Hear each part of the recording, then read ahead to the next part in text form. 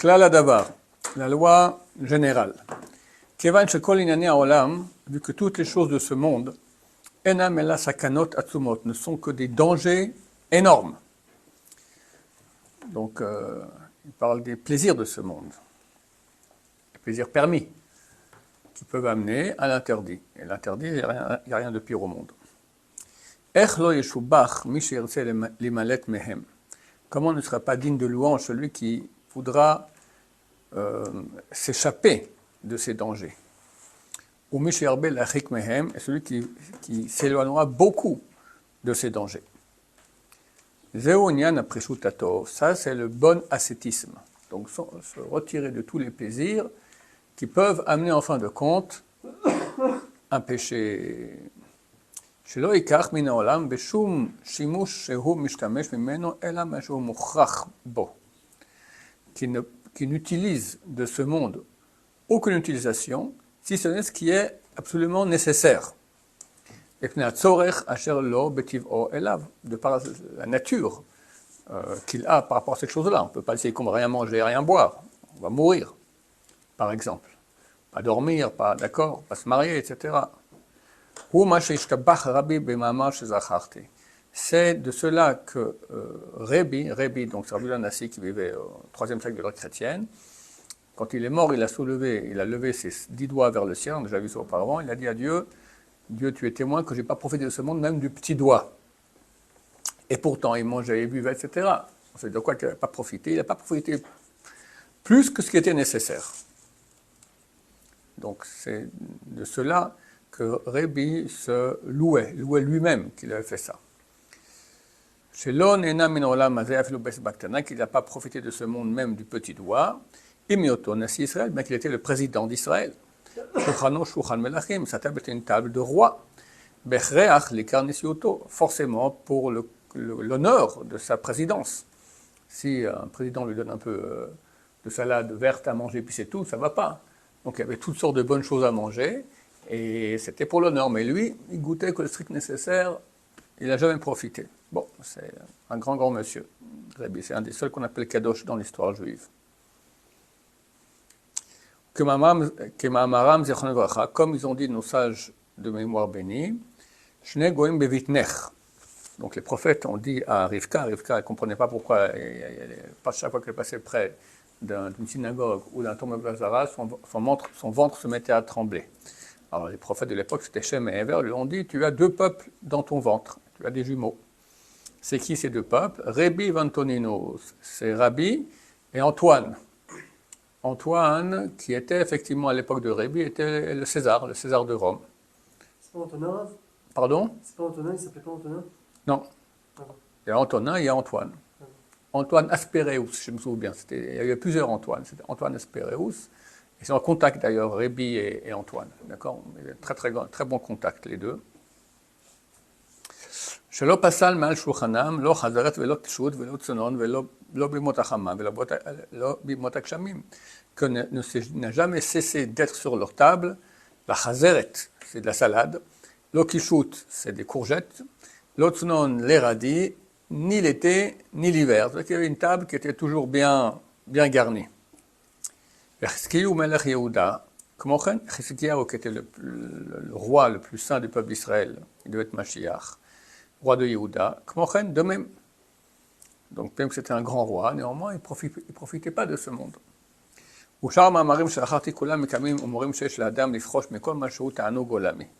Et le reste des citations que j'ai citées montrent que l'homme doit se séparer de tout plaisir qu'il y a dans le monde. Les mains dans l'épaule Besakanato pour ne pas tomber dans le danger qu'amènent ces plaisirs. Le Rav dira après qu'il faut aller très lentement là-dedans. Que si on va trop vite, alors ça fait un mouvement un retour de manivelle, un boomerang, d'accord? Donc très lentement, commencer à toujours un peu plus se priver de choses. Et je rappelle que chacun, il faut savoir à quel niveau il est, sous la peine d'en parler avec une personne sage qui le connaît pour savoir si c'est adapté ou pas. Vim Tishal Vetomar, si tu poses la question et tu dis, Imken Efo, si c'est ainsi, alors, chez Zedavar Mistarech Omukra, que l'ascétisme c'est une chose qui est nécessaire et obligatoire. La malo gazoa la bachachamim, Pourquoi les sages d'Israël n'ont-ils pas tranché cela? Interdiction de manger du chocolat, interdiction de boire du Coca-Cola, interdiction de, je sais pas moi, d'accord?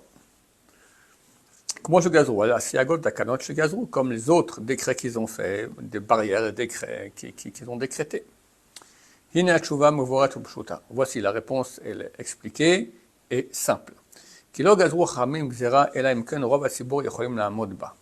sages d'Israël n'ont décrété des décrets que si la majorité du public pouvait respecter ces décrets.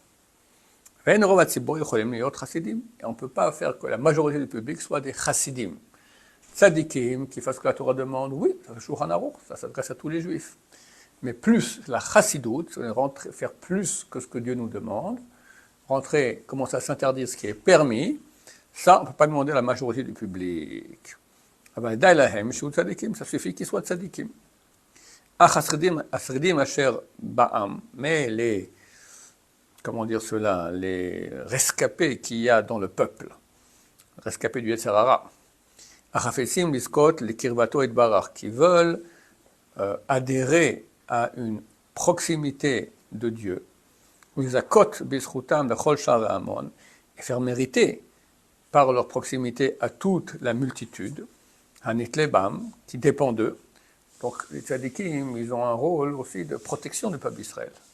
C'est clair que les tzadikim, ils prient, et tout ce qu'ils font comme service de Dieu, ça protège beaucoup le peuple d'Israël, c'est clair. D'accord? C'est grâce à eux que nous survivons, c'est clair.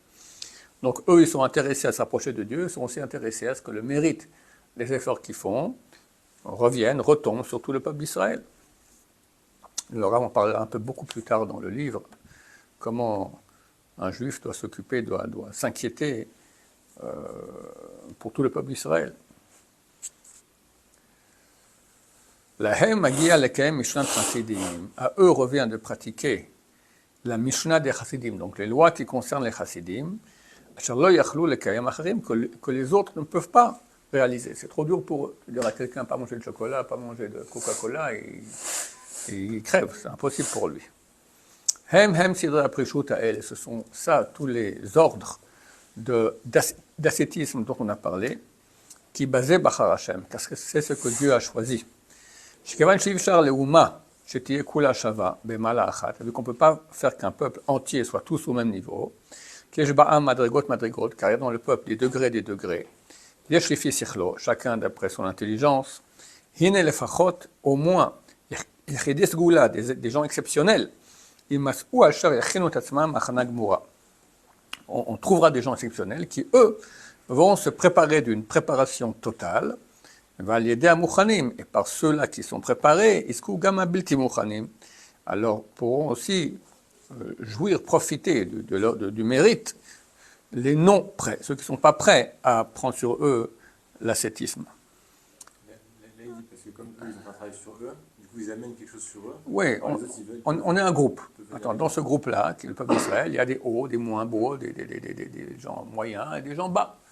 Plus tu es haut, plus ton mérite, il agit sur toute la collectivité du peuple d'Israël. On dit qu'on est Yaakov Chabel Nachalato. Yaakov est une corde de l'héritage de Dieu, une corde. Quelqu'un qui est en haut dans la corde, il monte, celui qui est en bas, il monte aussi. Oui, d'accord, mais c'est pas très bien ça. C'est pas très bien. C'est un peu de carafa, parce qu'une personne qui se sent trop haut, il y a une limite. Donc toi tu dis qu'il y a un risque d'orgueil ici. Pour moi, oui, mais après, je t'ai expliqué. Baba Meir, qui était le fils de Baba Saleh, qui connaissait toute la Torah, il doit être Mashiach. C'est le plus grand tzaddik qu'on a eu, le plus grand rame qu'on a eu les dernières dizaines d'années. D'accord? Il a dit aux membres de sa famille, ne croyez pas que nous, c'est un mérite ce qu'on a.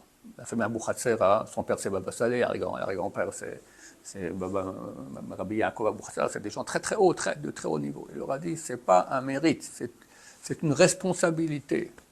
On a une responsabilité pour tout Am Israël, c'est beaucoup plus dur au contraire, d'accord? Donc ils ne sont pas du tout orgueilleux, ils savent qu'ils ont reçu une grande neshama, et que cette neshama, ils ne l'ont pas reçue maintenant pour aller à l'accueil des framboises, ils l'ont reçue pour sauver Am Israël. Donc ils font énormément, ils jeûnent, c'est maintenant au mois de Elul, Baba Saleh, il jeûnait au moins une fois une semaine entière, c'est des fois trois. Quelqu'un, il avait 70 ans, Baba Saleh était à la yeshiva de Fublin, en France.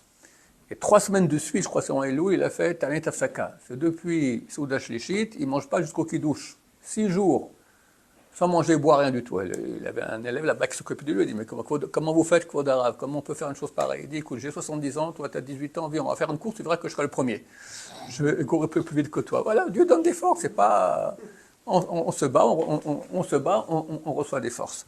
Ok, si un élève vient me voir, Kvod Arav, j'aimerais faire un jeûne, pas une semaine entière, 3 jours de suite, je lui dis en aucun cas, en aucun cas. D'accord, 2 jours encore, ça peut passer, 2 jours de suite, mais 3 jours, ça, on se met déjà en danger. D'accord, une semaine, c'est pas pour nous, c'est clair. D'accord, donc quelqu'un comme Baba Saleh, qui avait une âme exceptionnelle, et qui voulait aider Am Israël, et il a tellement aidé Am Israël. Avant la guerre des 6 jours, pendant 3 semaines, il ne recevait plus personne. Même son fils Baba Meir est venu, il n'a pas reçu. Il priait, il jeûnait, tout ça. Qu'est-ce qu'on a eu comme guerre, la guerre des 6 jours? Au milieu de la nuit, un flic est venu, il étudie avec la première nuit de la guerre, il a étudié avec son fils Baba Meir, Kabbalah. Il avait la lumière allumée. Un flic est venu, il dit, on tient la lumière. Il dit, non, je t'interdis. T'interdis. Il dit, on est en pleine guerre. Baruch Hashem, déjà 150 avions égyptiens qui ont été abattus. Il dit, tu reviens quand il y aura les 400, avions égyptiens abattus, viens me voir. Demain matin, il vient, les 400 ont été abattus. D'accord, c'est la guerre de Baba Saleh, tout le monde a crié, on est beau, on est grand, fort, sale, machin, tout ça, des clous. D'accord, Baba Saleh, il a prié, il a jeûné. Voilà, c'est ça les grands d'Israël. Après, ils ont été bombardés l'usine atomique irakienne de Saddam Hussein. D'accord, on va aller voir c'était complètement secret. Begin, c'était le président d'État, il allait voir le Rav Shach. Rav Shach l'a béni, il lui a dit, va voir Baba Saleh. Il a été voir Baba Saleh, Baba Saleh lui a dit, vous attaquez quand? Il dit, à 2 heures. Tu repousses à 4 heures. On ne peut pas. Tu repousses à 4 heures. Bon, on va faire en sorte. Mais pourquoi? Il dit, parce qu'à 2 heures, c'est la pause d'Avrechim. Il n'y a pas de Torah. À 4 heures, ils reprennent le kollel. Par le mérite de la Torah, vous réussirez. Voilà, les gens croient que c'est parce qu'on est beau, grand et fort, on a des avions et des bons pilotes. C'est des bêtises, c'est tout. L'aide du ciel, Baruch Hashem qui a fait. Alors, les responsables, ils font des efforts énormes de s'éloigner de tout plaisir de ce monde-ci pour faire profiter le peuple d'Israël. Baruch Adonai, l'olam, amen, amen.